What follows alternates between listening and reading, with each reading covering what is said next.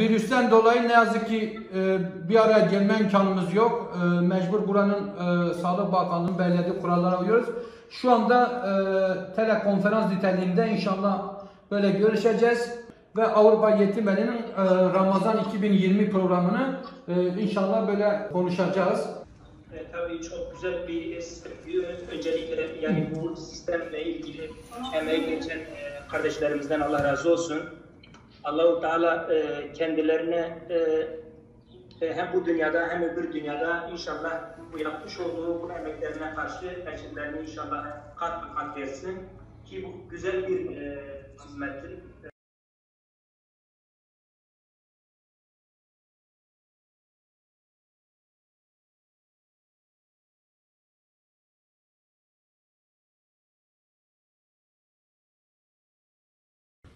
Liebe Freunde, liebe Mitbürger, in diesen schwierigen Zeiten dürfen wir hilfsbedürftige ältere Menschen und die Waisenopfer nicht vergessen.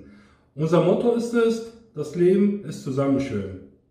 Très chers amis, en cette période difficile, n'oubliez pas les orphelins, les victimes et les personnes âgées. Nous disons aussi la vie est belle ensemble. Değerli hayırseverlerimiz, bildiğiniz gibi Allah-u Teala izin verse 24 Nisan'da Ramazan ayı başlamış olacak. Zor bir dönem, zor bir süreç yaşıyoruz.